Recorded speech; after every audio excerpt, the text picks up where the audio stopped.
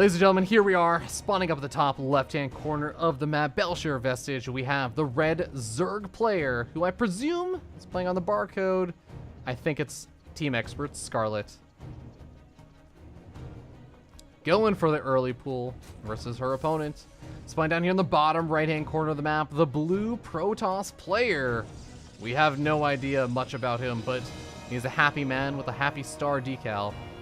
It's the Barcode Protoss player.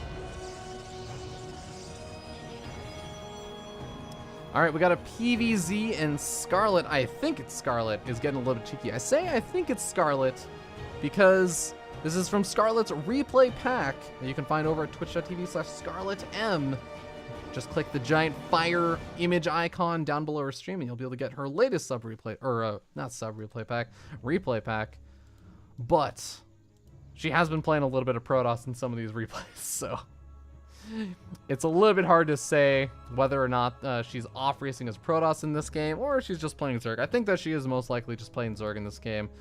And here come those Zerglings. Protoss did end up scouting out all these Zerglings and didn't just play super passive and try and just go for a faster economy, not scouting out and wasting that mining time.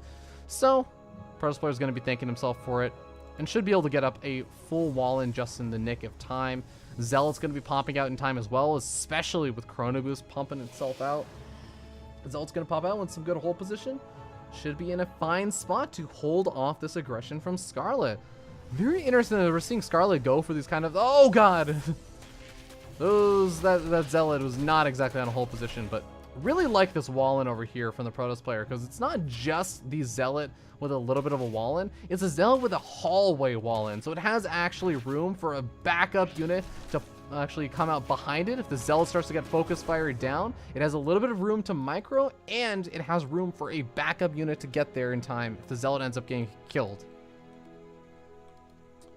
But super fast Stargate coming down, a one base Stargate from our Protoss player who doesn't know how committed Scarlett is, but there is going to be that second expansion or second base being taken over here for our Protoss player. Also throwing down the pylon on the low ground, which can easily be photon overcharged once a mothership core is completed. But how is Scarlett responding to all of this? Scarlett did only make 6 Zerglings, it looks like, so it wasn't a hyper heavy investment. It was a pretty decent investment to go for Zerglings that early on, but there's no gas geyser, there's no super fast speed or anything. She's been doing nothing but droning up and getting up queens behind this, trying to get her economy rolling once again. Probably going to end up losing an Overlord, and that is going to supply block her a little bit. Actually, no. No, wow, she even keeps the Overlord alive. Well done, Scarlett. Well timed. But unfortunately, there is a Stargate out, so I don't think that... Oh, Scarlett did see the Stargate. And if there is a Phoenix follow-up, that Overlord is going to be good as dead, but having seen the Stargate, Scarlett can start to eliminate options and potentially play a little bit greedier to overcome any kind of economic disadvantage she might have suffered from that kind of opening, and allow her to potentially just continue to play greedy in terms of economy, knowing that she doesn't need to make a ton of units on the ground immediately.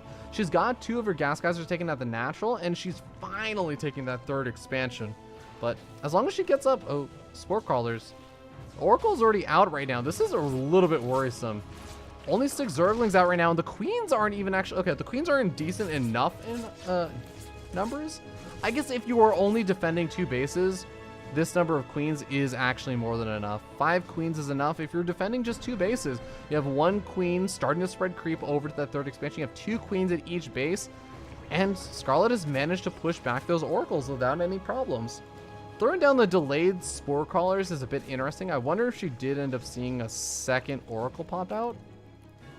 Yeah, there is a second Oracle. So, makes sense. You do want to play a little bit safer, since those Queens cannot always just be moving around and sitting in the main base in the natural expansion. You want to have them maneuver around and dealing with the Adept harassment that's going to be coming in. That is so common. Adept shade on in and see. Okay, no, I see a lot of Queens over there. Gonna go after this 3rd and try and bait these units over here and probably send those shades out once again. Oracle's looking for an opportunity to make their way over into that natural expansion.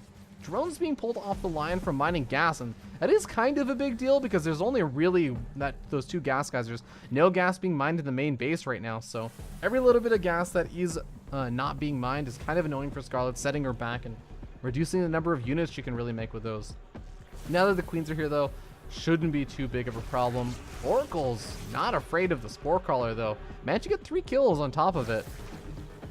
Even finding a 4th one. That is the really nice thing, is that 1 tick of damage from 2 oracles will kill a drone. So you can really, really rapidly kill workers with those 2 oracles, even if there is some form of anti-air over there on the Spore Crawler.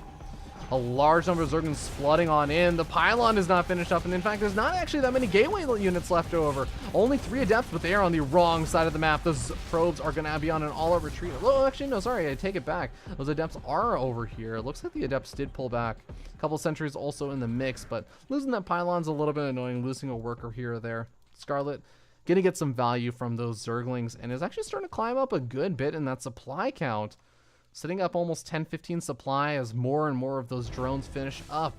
And she sits at 65 workers very, very comfortably, and having thwarted a majority of the Oracle harassment. Now, both Oracles are still alive, and they've been able to find little bits and pieces of damage here and there, but Scarlett's starting to take a 4th expansion now, getting up melee upgrades, as well as more roaches. So we could be seeing kind of that interesting mixture of Ling Bling Ling Bling Roach, where Scarlett will have a couple of the Ravagers mixed in. I assume it's not just going to be pure Roach. It'll be actual Ravagers mixed in with a lot of Zerglings and a lot of Banelings. And it's one of those compositions that I think became more common and popular maybe a month or 2 ago.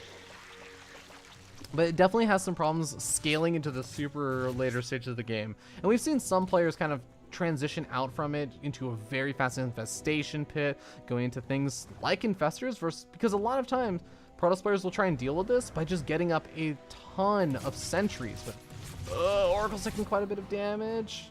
Both of them very low on health now. Revolution being thrown down on the queens is kind of nice. You can see, oh, is my opponent still committed to defending that location?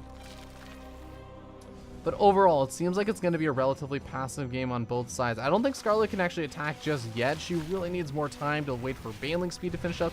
She needs to wait for melee and needs to get up some more Ravagers, but she's going to start clearing the way right now. And here we end up seeing this. This is what I was talking about. So many of those sentries, so many of those adepts. You really rely on those force fields to push back those Banelings and get a good engagement. And, oh, Barcode Protoss player actually going to be able to kill off a couple of these Ravagers. This is really, really nice. And not only that, of course, getting the scout out on all of this is also very, very important. I don't think that he saw any of the Banelings, but I don't think any Banelings have been made just yet for Scarlett. No Banelings made just yet. 4th expansion gets sniped off, and it seems like there might be a bit of a flank, but at the same time, the Ravagers are only kind of involved. Good set of force fields just trap out these units once again, but it does seem like a lot of Corrosive Bells are starting to hit this army.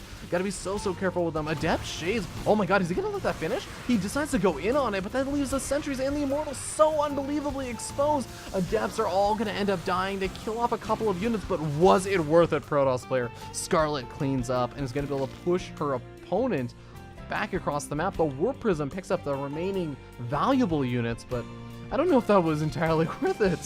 More adepts have been warped in, and Immortal is being made right now. This game could very well be ending with Scarlett's next push in. She has Centrifugal Hook. She's making a ton of Banelings, and the Observer ends up spotting all this out. Spire's on the way behind this. Corrosive Vials can probably knock down all of these pylons instantly. Oh, it depowers the robotics facility. Prevents the Immortal from coming out. That Immortal could have provided so much value. Even if it wasn't going to be doing extra damage to Ravagers or even to Banelings, it would have been so valuable just for tanking shots. As you can see, those Immortals actually tank quite a few. Oh. Banelings are very patient and do not care about those Immortals because they are going after the workers. Robotic facility has fallen, and it seems like this Protoss player may be falling. Well, actually not actually falling very soon. Adepts do manage to clean up, and now the Queens are in a very awkward position, sniping off one of the Oracles. I think that Scarlett still has enough units to continue pushing across the map, and does take out the Mothership Core as well. Queen's going to be going extra slow on top of the Time Warp off of Creep, but Scarlett doesn't need to do anything but produce more units. She has 4 bases, she has her lair tech, and she has victory. GG gets called. Scarlett ties up her score 3-3 on the ladder.